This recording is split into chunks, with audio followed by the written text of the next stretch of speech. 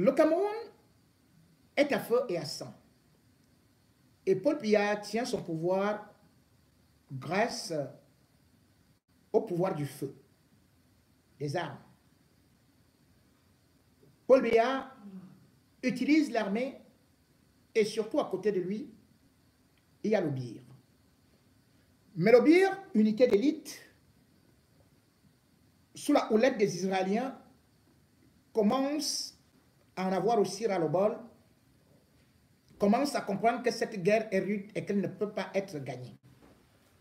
Aussi les éléments du BIR, non seulement désertent, mais commencent aussi à se rebeller contre leur hiérarchie.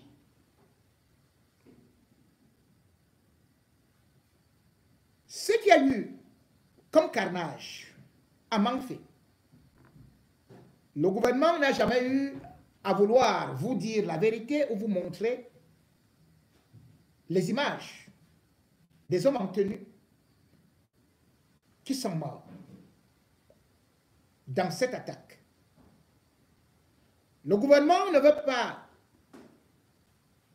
toucher le mental des troupes ou encore montrer aux Camerounais les vraies souffrances d'un BIR qu'on nous avait présenté comme indomptable, mais qui aujourd'hui subit beaucoup de pertes. Et d'ailleurs, vous pouvez le constater que le 30 octobre dernier, le gouvernement camerounais a dû lancer un recrutement massif du BIR. Plus de 4406 Birois et aussi soldats de la GP étaient sollicités à Maroua. Pourquoi donc cette augmentation? Parce que le BIR subit des pertes énormissimes. Dans ce recrutement qui a connu des épreuves sportives, physiques, le 4 novembre, jour où Biya avait démissionné, il fallait courir avec un gros sac à dos et tout ça. Mais ceux qui sont déjà dans le BIR, ils disaient tout simplement, ces enfants ne savent pas là où ils vont, parce que nous-mêmes, nous sommes maintenant liés ici comme des esclaves, parce que nous ne savons pas comment nous enfuir. Nos vies sont en danger et nous ne voyons pas pourquoi nous devons nous sacrifier, parce que cette guerre ne peut pas être gagnée. Le BIR, comme je le disais donc, dans le nouveau recrutement, on demande aussi 2000 commandos. Le Cameroun est donc devenu un pays qui ne recrute que les hommes de l'armée qui sont utilisés comme la chair à canon pour aller mourir au front face aux ambazoniens qui deviennent de plus en plus très équipés.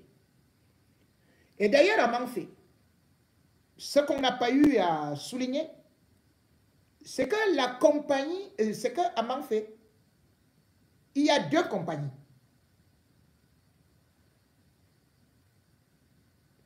Une, c'est à Bachot, et l'autre s'appelle, l'autre est à Eumojok. Lorsque l'attaque a lieu à Manfé, cette attaque qui a fait, selon les sources de l'église presbytérienne, plus de 50 morts, eh bien, l'armée de terre a pris fuite. Dès que l'armée de terre a vu le feu, les maisons incendiées. Je dis, les deux compagnies, personne n'a bougé. Ils ont pris feu, ils ont pris fuite. On a demandé aux éléments du BIR de partir. Les éléments du BIR ont commencé aussi à dire que non, nous on ne veut pas partir là-bas. Et ça devient récurrent, où les éléments du BIR ne veulent plus aller au front, mais veulent plutôt en découdre avec leur propre patron. Néanmoins, après avoir eu à faire des supplications, il y a un contingent qui s'est détaché. Et malheureusement, ils se sont retrouvés devant des hommes armés qui étaient plus de 300. Plus de 300 alors que les Birois étaient en sous-effectif. C'était très difficile. Pour ceux qui sont allés là-bas, et je profite de cet instant pour annoncer à la famille du caporal Damba Djoulde que leur fils ne vit plus. Il est mort, mais vous ne verrez pas le cadavre. On a récupéré son téléphone, on vous envoie des messages, mais ce n'est pas lui. Le caporal Damba Djoulde est mort au front. Beaucoup d'autres ont été blessés. Et souvent, lorsque les Birois meurent, on cache les cadavres, y compris à la famille. Et ça fait de plus en plus des douleurs.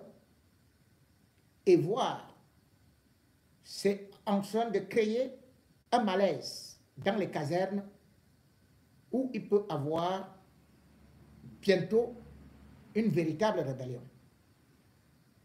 Parlant justement de rébellion, beaucoup d'éléments du BIR aujourd'hui sont victimes de ce qu'on peut appeler une escroquerie de la part de la hiérarchie suite aux primes. Et ces éléments ont commencé à créer dans des forats des véritables bataillons pour attaquer Yaoundé. Cette information que je vous donne n'est pas à prendre à la légère. Quand j'étais au Cameroun, j'avais déjà annoncé à la haute hiérarchie militaire qui devait avoir le feu au quartier général. La poudrière a finalement eu à exploser 2 semaines plus tard. Et j'étais le seul journaliste qui était encore là à 2 h du matin pour couvrir l'événement. J'étais le seul journaliste à dire également que c'était une opération d'une tentative de coup d'État avec détournement des armes lourdes, puisque j'ai d'ailleurs expliqué, lorsque certaines autorités m'ont demandé comment ça s'est passé, j'ai expliqué que je me retrouvais là à la poudrière à moins de 200 mètres et qu'il n'y avait pas de militaires, il n'y avait pas de gendarmes. Tout le monde était parti. Et pourtant, à la poudrière, personne d'ailleurs ne me croyait parce qu'ils se disent que normalement, à cette distance-là, quand les armes explosent, eh bien, je devais être mort. En réalité, c'était une mise en scène. Ils m'ont cru que plus tard. Donc, après, tout s'est fait. Mais je peux vous dire que grâce à mes dénonciations, lorsque j'ai dit que le BIR n'avait pas de nourriture, que les éléments étaient obligés d'aller à la chasse, que leur nourriture était détournée, eh bien, Eran Moïse, l'Israélien qui s'occupe du BIR, avait pris certaines dispositions de telle sorte que aujourd'hui, je peux me féliciter que la ration alimentaire de ces jeunes qui ont quitté leur famille par désespoir, qui ont fait des études, qui se retrouvent là, loin de leur jeune épouse ou de leur jeune enfant, de leur mère, de leur père, parfois pour l'amour de la patrie et qui meurt. J'ai donc eu à demander qu'ils puissent au moins manger convenablement. Aujourd'hui, je peux vous dire que ça a un peu changé, puisqu'il y a quelques rations qui ont été améliorées. De même, j'ai décrié le fait que certains restaient au théâtre des opérations pendant 5 ans, voire plus. À la présidence de la République, Eran Moïse a donc dû prendre certaines dispositions, aussi le quartier général du BIR se trouve à Yaoundé. Mais les autres Birois, eux, ils sont plutôt, vous allez voir, beaucoup plus à l'extrême nord, dans le septentrion, et aussi au nord-ouest et au sud-ouest. C'est là où ils sont. Donc, quand les informations arrivent à Yaoundé, elles sont détournées. Et c'est devenu une histoire aussi de Ngongo. Parce que Ngongo bloque les informations. Ngongo sait aujourd'hui que le Bir va se révolter. Paul lui en a pas cette information. Le Bir a commencé à faire des plans. C'est-à-dire que beaucoup d'éléments. En s'organisant comment? Les Birois, à la fin de chaque mois, au niveau de ce qu'on peut appeler le Birsu, c'est-à-dire que ceux qui sont à Maroua, et il y a 300 qui doivent aller, qui doivent prendre des vacances. Juste quelques petites vacances soufflées. On les met dans les bus, on les dépose à Limbe. On prend aussi 200. Ça fait 500. Et ces gars sont très percutants. Ils ont donc décidé, parce qu'ils n'ont pas leurs primes. Leurs primes sont volées par leurs supérieurs hiérarchiques. Sans oublier qu'une bonne partie est détournée aussi par Ngongo. Et ils avaient donc décidé d'attaquer Yaoundé. Parce qu'ils se sont dit, vous regardez, tant que Yaoundé respire, le Cameroun vit. Mais certains n'avaient pas été d'accord qu'on attaque les institutions. Eran Moïse a été mis au courant.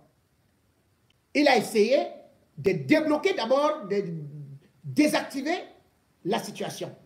Ça fait que depuis un certain temps, en 3 semaines, on a dû déplacer 800 Birois, plus de 800 Birois, qui sont partis, par exemple, de Maroua ou du Bozo pour maintenant Ngaoundé ou bien aller à Bertois et tout et tout.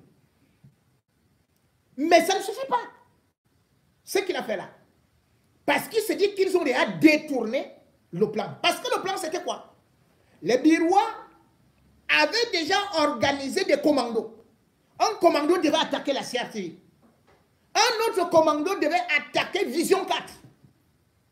Et il y avait même un autre commando programmé pour aller attaquer des ministères et un autre qui devait attaquer même une télévision aussi privée qui est Canal 2.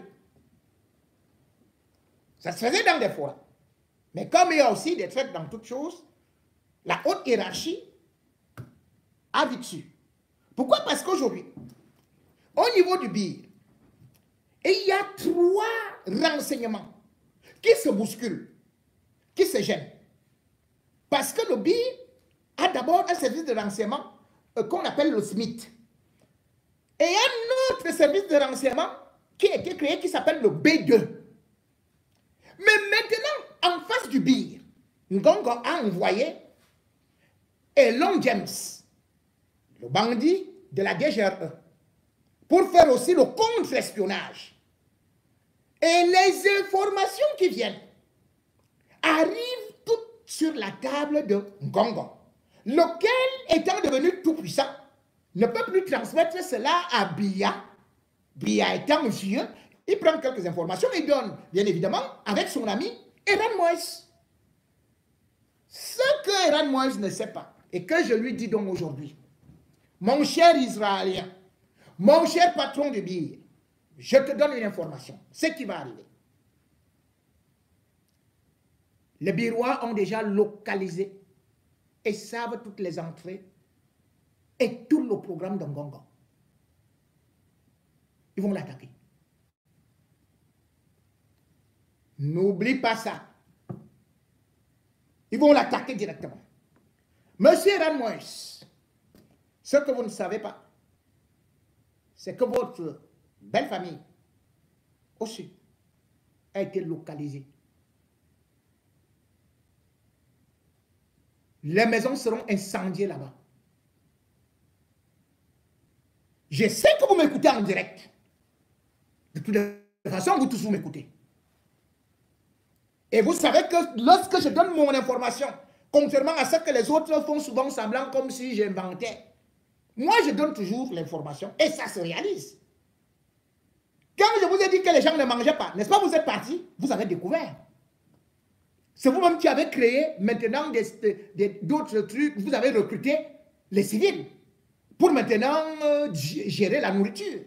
Ça, je vous félicite parce qu'au moins, vous êtes réceptif. Parce que dans tous les pays normaux, d'ailleurs, pendant que je suis en train de parler là, les services de renseignement français m'écoutent pour prendre des informations. Si l'État du Cameroun avait suivi mes informations, mes indications sur l'assassinat de Martinez Zogo, il n'aurait jamais été mort. Si l'État du Cameroun avait suivi mes informations sur ce qui était arrivé, comme je dis là, au niveau de la poudrière, ça ne devait jamais arriver. Et ce qui est arrivé à Manfé, Ngongo était au courant 3 jours avant. Les gars du BIR étaient au courant 3 jours avant, c'est pour ça qu'ils ne voulaient pas partir. Mais Ngongo a laissé ça. Parce que la guerre rapporte à tout ce monde-là. Mais pourquoi maintenant ces jeunes sont beaucoup plus fâchés? C'est parce que M. Eran Moïse, il faut savoir que la prime, la petite prime que vous donnez, 100 000, ils ne parviennent pas à la toucher. Pourquoi? Parce que les responsables parviennent toujours à la détourner sous prétexte qu'ils sont désordonnés. Et ils disent que cet argent doit être reversé aux pauvres, aux démunis. L'argent, quand c'est coupé à un biroir, comme on les appelle, on dit, tu es sanctionné, 100 000 francs. Donc, on t'enlève chaque mois 50 000. Ça doit seulement faire 2 mois. Non seulement les chefs se partagent ça, mais bien plus, les soldats sont sanctionnés parfois pendant 5 mois, 6 mois, 7 mois, 8 mois. Monsieur Eran Moïse, puisque Biya vous a placé là, et parce que je sais que les enfants d'autrui sont en brousse, et parce que j'ai toujours dit je ne suis pas pour la déstabilisation de mon pays, je ne suis pas pour la déstabilisation avec des armes qui vont causer des morts. Parfois, je peux être d'accord avec certains coups d'État, mais lorsque je sais que les gens s'apprêtent à venir avec des armes lourdes, ils disent que mieux je meurs. Lorsque je sais qu'aujourd'hui, les Birois disent que le jour où Paul Biya met pied un jour, ne serait-ce que dans une région, aussi l'un des leurs a la chance de se retrouver là où Paul Biya est, ce sera le cercueil. Vous avez cru que vous avez infiltré tous les groupes. Vous ne les avez pas infiltrés. Ils ont exfiltré ceux-là qu'ils imaginaient qu'ils ne sont pas extrémistes. Vous savez les gens que vous avez formés, jusqu'où ils peuvent être utiles, ils peuvent aller. Quand vous formez un commando, il n'a pas peur de la mort. Il dit ça gâte, ça gâte. Et ça risque de se gâter. Juste parce que vos gens que vous avez dirigés, que vous avez nommés, sont en train de les maltraiter. Je vous prends un exemple. J'ai dénoncé le capitaine Tamba. Le capitaine Tamba est le commandant de compagnie de Mokoro. Bien évidemment, vous l'avez puni. La haute hiérarchie, j'ai appris. Je n'ai rien dit. Parce que je voyais, je me suis dit, ok, tant mieux, je vous laisse d'abord, vous avez bien agi. Mais à peine Tamba est venu, est-ce que vous savez ce qu'il a fait? Il a réuni tous les éléments de sa caserne pour leur dire, comme vous êtes à l'origine de ma sanction, comme vous avez fait que la haute hiérarchie me punisse, eh bien, moi aussi je vais vous punir. Résultat, il coupe les primes. Par exemple, je crois que ce mois, c'est 40 Birois qui ont vu leurs primes être coupées. La prime est donnée par le chef de l'État. Mais comment est-ce qu'on peut couper ça et par derrière, ils vont se partager? Parce qu'effectivement, moi j'ai mené une enquête auprès de celui que vous appelez BAF. Le BAF, c'est ces militaires, je donne un peu quelques explications à mes téléspectateurs civils qui ne comprennent pas, et qui ne sont pas dans les antres, dans l'intérieur de la machine. Le BAF est le militaire qui est chargé des finances. Donc quand vous êtes puni, quand vous êtes sanctionné, sanctions économiques, eh bien, c'est lui qui est notifié et il envoie ça à Yaoundé. Yaoundé retient donc à la souche. Parce que Yaoundé, c'est à Bastos. C'est là-bas où il y a leur QG. Ils retiennent à la souche. Sauf que 2 mois après, on continue à vous couper. 3 mois, 4 mois, 5 mois, 6 mois. On continue à vous couper. Vous ne savez pas là où cet argent va. Mais ils sont en train de se partager ça. Et voilà ce qui s'est donc passé la dernière fois. Parce que ça va exploser. Ça va exploser. Ces gars vont faire irruption à Yaoundé à Douala. Parce que cette fois-ci, il y a eu un problème là-bas qui est très grave. Et qui fait que les Birois sont aujourd'hui au pied de guerre. Prêts à aller au front. Il s'agit toujours de cette façon d'utiliser abusivement le pouvoir. Il y a un caporal, un soldat qu'on appelle Kamto. Ah oui, ce nom de Kamto. On ne l'aime pas du tout, on ne l'aime pas du tout, et tout, et tout, et tout. Qu'est-ce qu'il a fait? Rien. Il a juste constaté que Tamba volait la nourriture des Birois. Et il repartait mettre ça dans l'agence d'Anaï pour que ça aille à Yaoundé. Est-ce que c'est normal? Monsieur Eran Moïse, vous savez que à chaque unité, vous donnez de l'argent pour qu'on achète 2 bœufs par mois. Allez faire une enquête à la compagnie de Mokolo. Le capitaine Tamba, il achète tout simplement un petit bœuf, il égorge, et après il en prend encore les parties les plus juteuses pour aller avec ça où? Dans un restaurant en ville.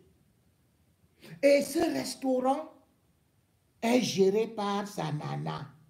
Pas sa femme, hein, la Wolwos, 2e bureau. Est-ce que vous savez que celui à qui vous donnez des instructions d'aller au front n'est jamais allé au front?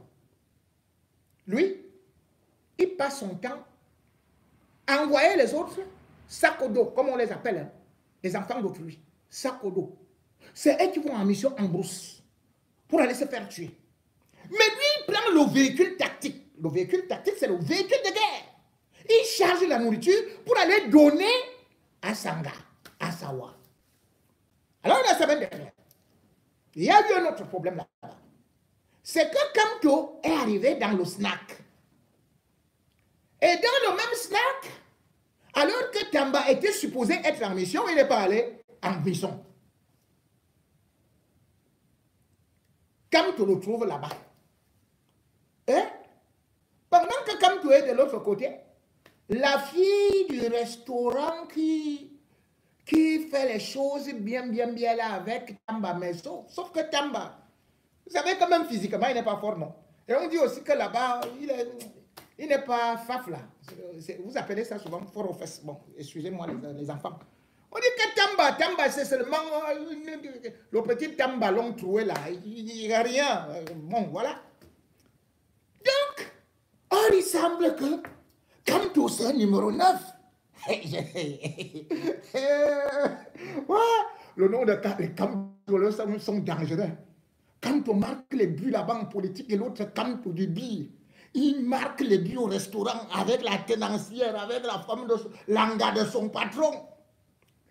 Et voilà la voix qui, bien évidemment, dit que pour que cela est au 19e ciel, avec Tamba, il faut tout simplement que ce soit le concombre. Elle voit donc là où se trouve Kamto. Ils sont en boîte. Hein? Elle quitte Tamba pour aller maintenant causer avec Kamto. Voilà le capitaine Tamba qui se lève alors avec ses longs bras qui arrivent jusqu'au sol là. Mais il n'y a rien dedans. Hein? Et il prend Kamto et dit, quoi? Tu fais quoi avec ma femme? Hein? Je vais te... En pleine boîte. Et Ran Moïse allait faire des enquêtes. Voilà la bagarre qui déclenche. En pleine boîte. Voilà ce qu'un officier supérieur va faire en boîte contre un élément du Bir. Au lieu de s'arrêter là, que c'est une affaire privée, le lendemain, il appelle la gendarmerie pour mettre Kamto à la disposition de la gendarmerie. Et voilà Kamto qu'on part avec lui. Et immédiatement, ensuite, il va alerter celui qui est son supérieur hiérarchique, que vous venez à peine de nommer il y a à peine 6 mois, le colonel Moyong Messe. Le colonel Moyong Messe, qui commande à Kolofata, il quitte de là-bas. Il arrive, il voit comment est-ce que les Birois sont fâchés.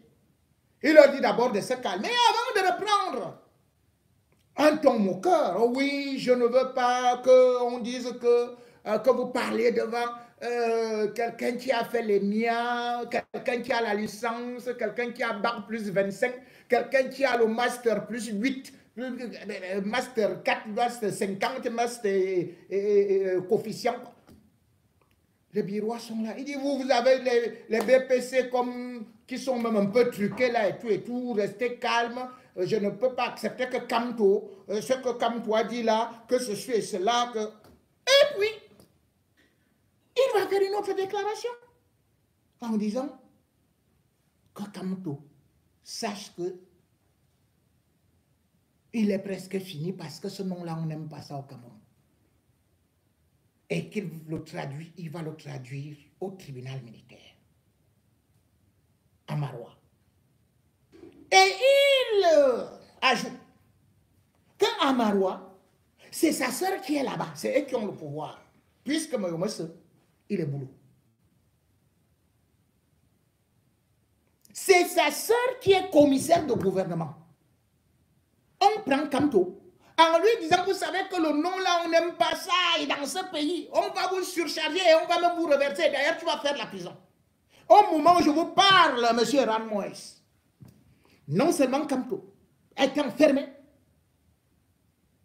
à Kolofata, il est maintenant à Maroua, où il sera en prison.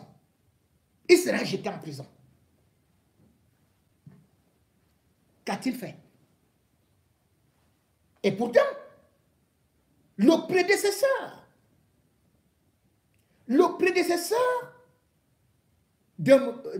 du colonel Moyong Messe, il avait déjà connu le même problème où les éléments se plaignaient du capitaine Tamba. Le prédécesseur, comment on l'appelait? Onana Barga, le colonel Onana Barga, alias Ouragan. Un soir, un jour, parce que Kamto avait constaté que son argent manquait, il ne comprend pas ce qu'il a fait. Comment on fait pour couper son argent? Il va voir Tamba. Il demande à Tamba, comment mon argent n'est pas complet? Tamba lui dit, fous-moi le camp. Tu t'appelles Kamto et tu t'appelles Kamto. Et il dit, de toutes les façons, j'ai fait les enquêtes. Tu es du même village que Kamto. Lui-même, il est de l'ouest d'un Tamba, que vous entendez là. Mais il dit que tous les Kamto sont des opposants. Il doit écrire, alerter Yaoundé. Et c'est là dont Kamto, première bagarre avec lui. Parce que Kamto va dire, devant le supérieur hiérarchique qui était Ouragan, que mais ce monsieur, il me déteste juste parce que je l'avais surpris en train de prendre le carburant de voler le carburant et de charger la nourriture, notre nourriture, pour aller donner à une femme. Maintenant, je suis devenu son ennemi. Dès que le capitaine Tamba avait entendu ça, il y a cela 2 ans, l'histoire remonte de 2 ans. Monsieur Iran Moïse allait enquêter. Iran Moïse. Devant son supérieur hiérarchique, Tamba a attrapé Kamto. Puisque lui il jette seulement les coups de pied pour aller whoop, whoop, whoop. Kamto lui donnait seulement les coups de poing dans son gros ventre là. C'est Tamba qui criait, qui pleurait finalement.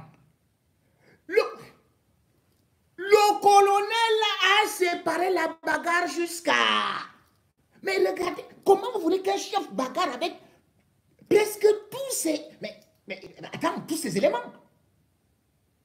Est-ce que vous savez que le même individu que vous appelez colonel, que vous appelez capitaine Tambala, il avait envoyé en prison le sergent Mokolo.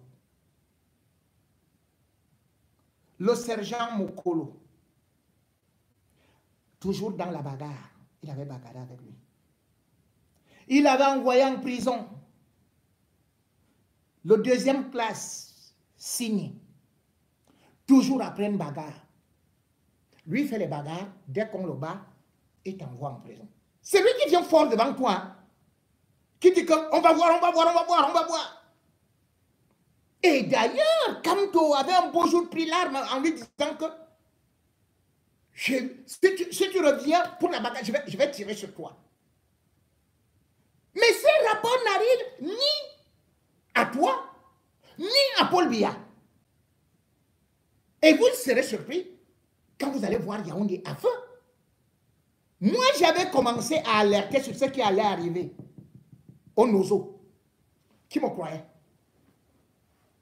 N'est-ce pas que les Dieudonné Souba disaient que oh, le bir va écraser les gens en 2 minutes ou 3 minutes ou quoi, ou 2 jours. Oh, ce sera terminé. J'étais le seul à leur dire, sachez que ça va durer des années. Dès que le bir sort sur Yaoundé là, je vous dis, on va tomber dans une guerre civile. On va tomber dans une guerre civile. Juste parce que vous volez, vous, supérieur hiérarchique, l'imprime. Est-ce que vous vous rendez compte, par exemple, que le bir rentrait dernièrement d'une mission? Ils ont tué un serpent bois. Et ils viennent avec le serpent bois dans le camp. Et qu'est-ce qui se passe dans le camp? Pendant qu'ils sont en train de nettoyer, que oh, vraiment, on va bien manger aujourd'hui. Capitaine Tamba arrive. Il dit, c'est quoi ça? Ça, c'est la nourriture pour les initiés. Vous faites quoi avec ça? Nettoyez-moi bien ça et puis vous machez et tout. Je vais donner aux autres supérieurs hiérarchiques. C'est comme ça qu'il a récupéré tout le serpent bois. Le bois là a été maniakama bobé. Un vieux bois que les gars ont trouvé en route et qui les avait attaqués. Ils l'ont tué. Tamba a récupéré le bois en disant qu'il partait donner, comment vous appelez le patron qui dirige tout le bien là, ou je crois le colonel Madouane, quelque chose comme ça, ou Madouane, quelque chose comme ça. Bon, vous savez, je ne suis pas de l'armée, et puis retenir tous ces noms-là par tête, c'est un peu compliqué. Heureusement que mon cerveau, bon. Il a dit qu'il partait avec ça là-bas, et qu'il allait donner l'autre partie au colonel Moyomese. Mais grande a été la surprise que la dernière fois que le colonel Moyomese est venu pour récupérer Kamto, il dit, mais moi, je n'ai jamais été au courant de quoi que ce soit ou du serpent bois qu'on venait me donner. Je n'ai pas mangé, je n'ai pas vu. En fait, Tamba avait pris le serpent bois, il a chargé ça dans 3 glacières. Boum, il a envoyé à Yaoundé. Le Lamido a offert.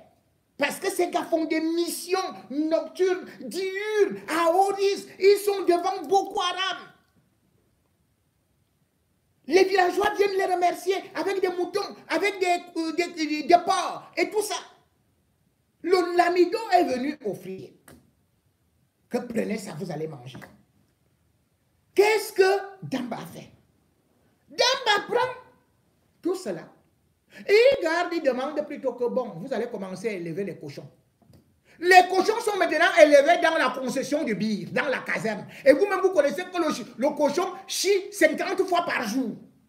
Il fouille le sol. C'est les Birois qui sont partis pour la guerre, qui sont maintenant les éleveurs de cochons. Les cochons font, ils mettent bas. Et dès qu'ils mettent bas, allez. Voilà donc le capitaine Damba, qui est soutenu par toute votre hiérarchie,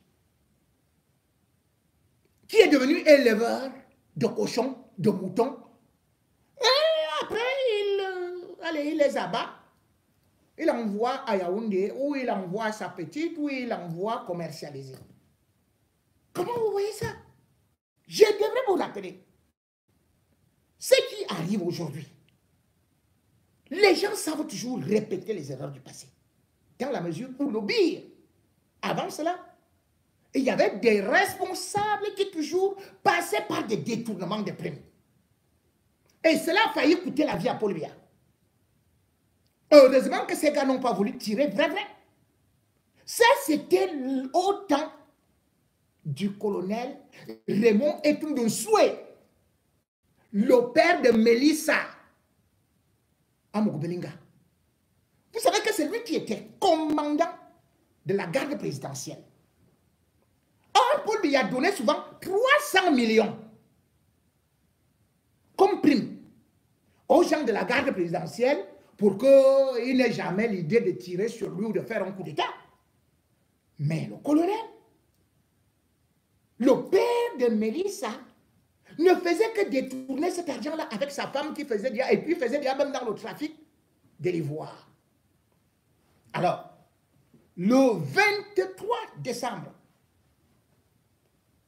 2012, et à la finale de la Coupe du Cameroun, Paul Biya remet le trophée à Unisport de Vafan qui avait remporté cette coupe-là, la 53e édition. Et quand il va retourner, hop, au niveau des Ligadjois, les armes crépitent. 2 coups de feu. Pum, pum, pum. Paul Biya, il se courbe comme ça, il dit accélérez, je suis bon. C'était les gars de la GP qui avaient tiré. À 23 h, Paul Biya n'avait pas fermé l'œil. Il demande qu'on lui donne un rapport. C'est là où on lui fait comprendre que c'est le caporal Donald quelque chose là, qui avait tiré. Donald Abena. Donald Abena Mbaklan. Que c'est lui qui avait tiré. Il avait été monté par ses camarades qui revendiquaient les primes. Il revendiquait les primes qui étaient bouffées par le colonel et tout le souhait. Il se plaignait, mais tout le souhait bloqué, ça n'arrivait jamais au niveau de la présidence. Heureusement, il n'avait pas visé Paul Biya, parce que le plan était juste de tirer en l'air, et c'est pour ça que, d'ailleurs, ses camarades n'ont pas tué, puisqu'on devait le tuer. Si normalement, c'était un acte isolé, et c'était pour tuer Paul Biya. Là, il voulait juste donner une alerte. Par la suite, le colonel Ditounousoué avait précipité plutôt pour faire un mauvais rapport et puis prendre le commissaire du gouvernement pour dire que, allez, il faut vite essayer de mettre ces gars-là en prison. Bien évidemment, il n'avait donné que des demandes d'explication à ceux qui étaient les chefs, les supérieurs hiérarchiques, tels que, je crois, il y avait une capitaine là qu'on appelait Noko, Divine, puis il y avait le capitaine Issa, puis je crois qu'il y avait aussi Lazari. Ils avaient reçu, parce que c'est eux qui devaient diriger ce bataillon-là. Et ils n'avaient reçu que des demandes d'explication. Maintenant, on a pris le petit là, pour dire, c'est vous qui allez partir en prison. Donc, on a arrêté Abena, Donald. On avait encore arrêté le caporal Nka et un autre là, Mouni. Je ne sais pas je crois qu'il était deuxième classe. On les a présentés devant le commissaire du gouvernement. Là, nous sommes le 7 janvier 2013. Direct, il descend à Kondengui. Paul Biya, pendant ce temps, il est déjà inquiet. On lui dit que si ça continue comme ça, on va te descendre. Le 9 janvier, Paul Biya ordonne qu'on les exfiltre et qu'on les mette à la disposition de la CEMIL. Et le même jour, il crée ce qu'il a créé pour l'assassinat de Martinez Zogo. Le 9 janvier 2013, il crée une commission mixte d'enquête. Le 25 janvier,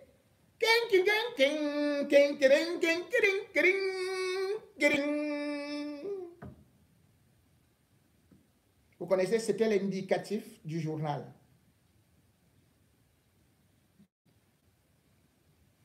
Et puis, et tout d'un souhait, relevé de ses fonctions jusqu'aujourd'hui. Relevé de ses fonctions à cause de cette gourmandise des primes. Relevé. C'est là où Paul Biya est parti prendre Raymond Nkwa-Bondo. Le jeune là, qui est maintenant là, et qui lui travaille bien. En même temps, il y avait un autre là qui dérangeait au quartier général. Parce que lui, c'était toujours, d'ailleurs, il n'écoutait personne, il était contre le ministre, il dirait tout et tout et tout et tout et tout. Donc, c'était Gabriel Mbida. Il avait été remplacé par le colonel Melingi. C'est comme ça que Biya a réussi à sauver sa tête. Donc, Eran, si Biya constate, lui qui aime le pouvoir là, s'il constate que le désordre là continue, et s'il y a une moindre attaque du Biya, que ce soit à Douala ou n'importe où, puisque je sais que lui aussi, il a quand même d'autres petits services de renseignement où il m'écoute, il va lancer l'enquête, hein. Il va lancer l'enquête là, après le direct là. On va lui dire que, chef, est-ce que vous avez suivi ce que Jipo de Mingon a dit? Biya m'écoute, hein. Il va ouvrir l'enquête. Il va ouvrir l'enquête et il va voir que j'ai dit la vérité. L'affaire des primes, vous avez de l'argent, vous avez ceci, mais je ne comprends pas comment les officiers supérieurs du Cameroun, pendant qu'ailleurs on fait les coups d'État, ils sont seulement les hommes d'affaires. Il faut voir les gratte-ciels qui construisent, il faut voir les grosses maisons, il faut voir ceci. Mais c'est quelle histoire ça?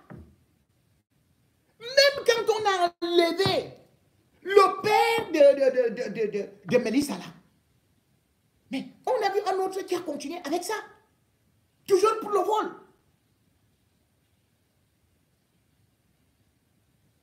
Il était aussi colonel. Hein? Ndiongen et Romaric.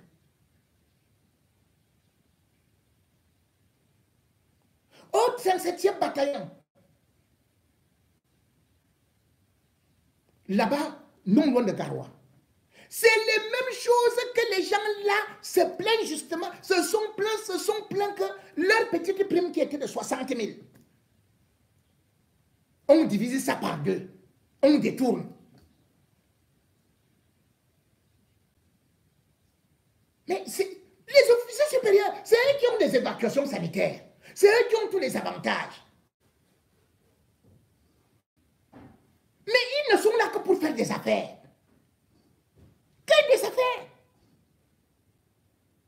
Mais en tout cas, comme ils sont incapables de faire un coup d'État, c'est les petits sacs à dos là. C'est eux qui vont faire le coup d'État. Vous serez assis par terre. Vous allez voir vos généraux avec le gros ventre, le gros stress comme ça là. Vous serez par terre. On va récupérer tout votre argent que vous avez volé là, que vous avez étalé à l'étranger. On avait vu ça avec le lieutenant-colonel, comment on l'appelait là, Mbutu. Il avait été arrêté ici, en avril 2016, par la direction générale des renseignements intérieurs de la France. Hein. Il partait acheter une maison. Vous vous rendez compte, un lieutenant-colonel, il avait sur lui l'équivalent de 45 millions de francs CFA. Il partait acheter la maison. On est parti faire une perquisition. Il logeait au Georges V, là où les chefs d'État logent. On avait trouvé qu'il avait 1 300 000 euros, l'équivalent de 867 000 francs CFA. Parce qu'à l'époque, c'était le faux ministre de la Défense, la Mongongo, qui travaillait, qui faisait les affaires avec tout ce monde-là. Mais Bongo est parti, mais vous êtes là au pire. Le pire dépend directement de la présidence de la République, directement de Ngongo. Ngongo actionne le faux truc de la DGRE là. Comment est-ce que vous pouvez voir ça? Et l'autre qui vient d'être avec l'autre bandit de Eko, qui est en prison. Et l'autre devrait être en prison sur l'affaire de Martinez Zogo. C'est lui qui est devenu les oreilles de... On est parti construire maintenant la DGRE en face du bir de Marois. Comment vous comprenez ça? Et c'est l'homme qui est là-bas. C'est l'homme qui est là-bas. Et les gars ne l'aiment pas. Le bir n'aime pas Ngongo. Ngongo croyait qu'il va gouverner avec le bir. C'est le bir là qui ira d'abord le chercher. Il va voir ça, non? Puisque vous ne comprenez pas. Vous êtes toujours là, vous volez l'argent du peuple. On avait demandé aux Camerounais, les pauvres mamans avaient cotisé pour l'effort de guerre. Mais ces gens-là avaient détourné cet argent en 2015.